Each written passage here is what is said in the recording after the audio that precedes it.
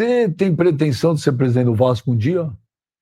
Bem, já eu tenho pretensão de fazer no Vasco o que a chapa do Pedrinho prometeu que ia fazer e não faz. O quê? Unir o clube. O Vasco é um clube muito dividido, com correntes muito fortes de lados opostos.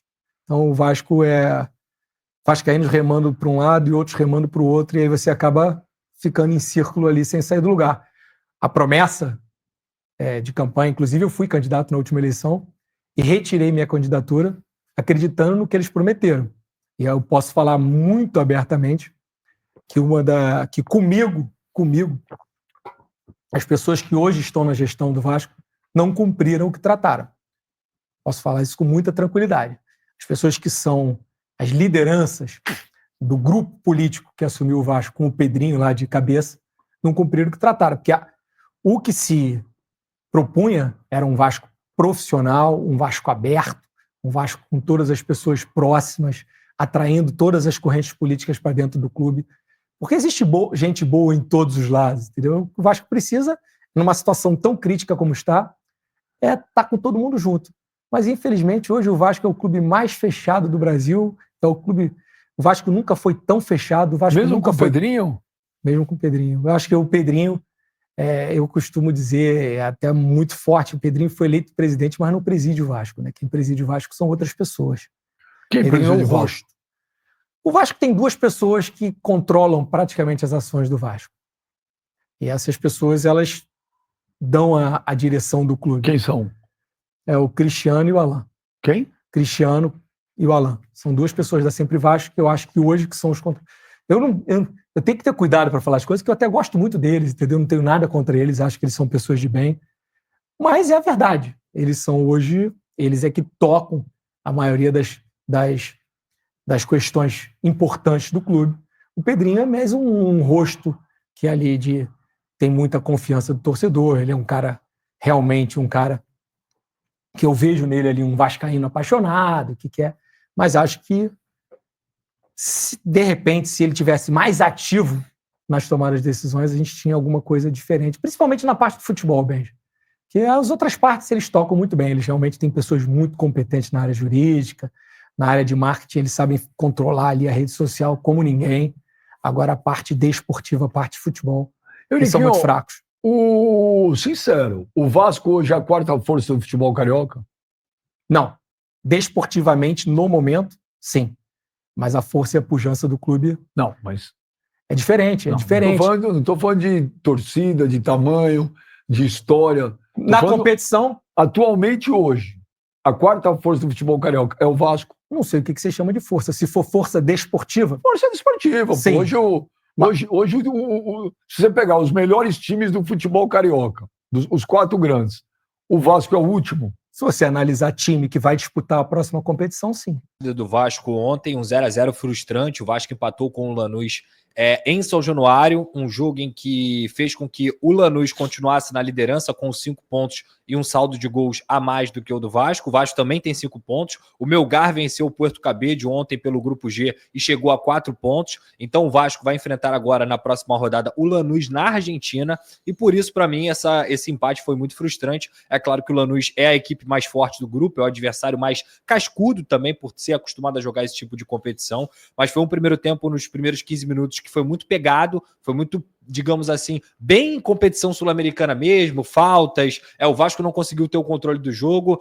Já a partir dos 20 minutos do primeiro tempo, o Vasco começou a controlar essa partida, fez boas jogadas com o Paulo Henrique, que ontem fez mais uma bela partida, o Lucas Freitas e o João Vitor também foram bem, o Ryan pelo lado direito funcionou direitinho, mas o Vasco não conseguiu pelo lado esquerdo ter esse equilíbrio, principalmente pela parte física. A gente estava falando aqui sobre tudo em relação ao jogo do último sábado. O Vasco correu muito mais atrás da bola contra o Flamengo do que contra o Lanús. E esse desgaste, para mim, ficou claro no jogo ontem da Copa Sul-Americana. O Coutinho morrendo com 40 minutos. O Nuno Moreira, que vem de uma temporada desgastante na Europa, desde agosto jogando, já que ele foi contratado do Casa Pia, também morreu com 40 minutos. O Verratti cansado também, e esse já com uma idade avançada, mas joga todas, é fominha pra caramba, mas tem que ser preservado, porque se bobear no final da temporada não vai estar aguentando ser o jogador que ele está sendo. Então, o Vasco fisicamente ontem deixou muito a desejar. em organização no primeiro tempo, até conseguiu construir algumas jogadas e foi melhor do que o Lanús. Mas no segundo tempo, a gente até comentou na transmissão ontem lá do SBT, um show de horrores. Desorganização, o Vasco não conseguia acertar passes fáceis, as associações também não estavam sendo feitas, o Felipe Coutinho toda hora voltava para buscar saída de bola de jogo, sendo que ele é um jogador que já não tem um físico tão privilegiado, desgastado, e ele só aguenta jogar 70 minutos, se ele ficar vindo fazer saída de bola, ele não vai conseguir estar no terço final para poder ajudar o Vasco da Gama e quem sabe com o seu talento decidir. Então ontem nem mesmo a bola aérea para o Verratti foi algo visto pelo time do Fábio Carille, que repito, para mim sentiu muito o desgaste do jogo contra o Ceará, do jogo contra o Flamengo e ontem contra o Lanús, o que não apaga a desorganização, o que não apaga o fato do Vasco ter perdido a oportunidade de conseguir vencer o Lanús e chegar a 7 pontos, estar mais tranquilo nessa Copa Sul-Americana. Saiu debaixo de Vaz, o técnico Fábio Carille mais uma vez, inclusive, e vou ser muito sincero, para mim, Vaz com toda a razão. O Vasco fez uma péssima partida no segundo tempo, no primeiro tempo ok, no segundo tempo muito abaixo do que se espera, e essa desorganização é o que mais incomoda o torcedor, sem dúvida alguma. As substituições também, se a gente falava do Felipe Luiz, o Carille foi substituir aos 90 minutos os dois últimos jogadores, sendo que o Vasco já tinha caído o rendimento na partida inteira e ele não conseguiu utilizar essas peças para fazer, quem sabe, o Vasco retomar o controle do jogo. Na verdade, no segundo tempo, o Lanús não deu tanto trabalho para o Léo Jardim, mas o time mais perigoso, digamos assim, foi de fato o Lanús, porque o Vasco não conseguiu controlar essa partida em São Januário, e tem, eu até comento isso lá na minha crônica, tem um canto da torcida do Vasco que obrigação é ganhar no Caldeirão. Então jogar mal fora de casa acontece, apesar de não ser o ideal. Em casa, o Vasco tem que jogar bem e o Vasco tem que entender que esses jogos na Copa Sul-Americana, já que só um se classifica, também são cruciais. Então, para mim, o desempenho do Vasco ontem foi decepcionante, terrível, horroroso. Talvez não, o Vasco está vivo ali na Copa Sul-Americana, mas foi decepcionante pela importância da partida, Raíza. Realmente o segundo tempo do Vasco foi muito abaixo, né? O torcedor tem toda a razão em ficar chateado. E de novo aconteceu do Fábio Carille correndo pro vestiário, né, Pedrosa, depois que acabou o jogo, até porque foi muito vaiado também, o torcedor pegou bastante no pé dele, mas acho que faltou realmente ali um pouco mais de organização pro Vasco, e você citou dois jogadores que são importantíssimos, que é o Coutinho e o Nuno Moreira, o Coutinho que vem de bons desempenhos, né? Mas fisicamente essa sequência para ele é difícil. Não tem como não cair de rendimento, dado a questão física, a questão da idade também. Ele até não é tão velho assim, mas a gente tem visto esses grandes craques que a gente teve aqui no futebol brasileiro acabando muito cedo na parte física, né? Então isso é realmente também muito preocupante. Acho que foi um empate frustrante para o torcedor vascaíno, que esperava pelo menos uma vitória, mesmo que uma vitória magra em São Januário, porque o jogo lá na Argentina tem tudo para ser um jogo muito difícil, vai ser muito. E aí você conseguiu acompanhar nesse momento as palavras da Raíssa, também do Lucas Pedrosa, e também a exclusiva do Benja com o Euriquinho, né? O Euriquinho, filho do Eurico Miranda. E, cara, situações reveladoras ali, situações complicadas, e que mexe muito com o ambiente político da equipe do Vasco da Gama, e com certeza tudo isso aí também afeta muito o campo e bola.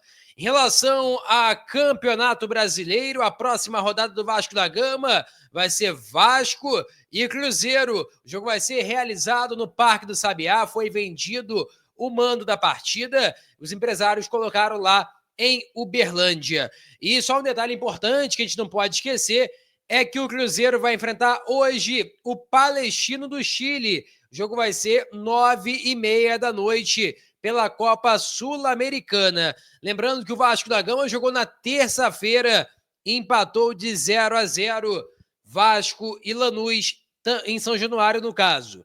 E aí o Palestino vai enfrentar o Cruzeiro, a equipe mineira vai ter 2 dias a menos do que a equipe do Vasco, ou seja, fisicamente vai estar muito mais desgastada, além, é claro, também da viagem, né? Porque o jogo vai ser realizado hoje, dia 24, né? Hoje é dia 24, 2h30 da tarde nesse momento que eu estou fazendo o vídeo para vocês. E aí, eles depois disso vai ter que chegar em Minas Gerais, ou seja, vai chegar ali mais ou menos umas 2 da manhã, 4 da manhã mais ou menos em Minas Gerais. E aí, cara, vai aí ter apenas 2 dias para que possa acontecer o confronto frente à equipe do Vasco. Então, fisicamente, o Vasco vai estar, bom, pelo menos a tendência, né? Bem melhor do que a equipe do técnico Leonardo Jardim. Em relação a Balbuena, inclusive também está na nossa capa do nosso vídeo, Balbuena, é que o alto salário dificulta muito para que o Vasco possa fechar com esse jogador. Balbuena, zagueiro que atua no Dinamo de Kiev, é uma indicação do Carille, mas o alto salário prejudica muito para que o Vasco consiga fechar essa negociação, mas não está descartado. Talvez o Balbuena puxar um pouquinho mais, o Vasco também ir esticando essa corda, e aí, por exemplo, se o salário dele é 1.200.000, por exemplo, estou chutando aqui um valor, o Vasco chega a 1 milhão, o Balbuena tinha pedido, por exemplo, 1.100.000, vai lá, o Balbuena reduz um pouquinho, o Vasco aumenta um pouquinho, e aí o meio termo pode ser encaixado e o Vasco fechar com esse zagueiro para a janela do meio do ano. Peço a você que deixe o like, é muito importante para o nosso canal, acione o sininho de notificação para não perder nenhum conteúdo. Nossa meta, olha, falta muito pouco para alcançar 60 mil, conto muito com a sua ajuda e também com a sua moral. Vou ficando por aqui, valeu, tamo junto e é nóis! Fui!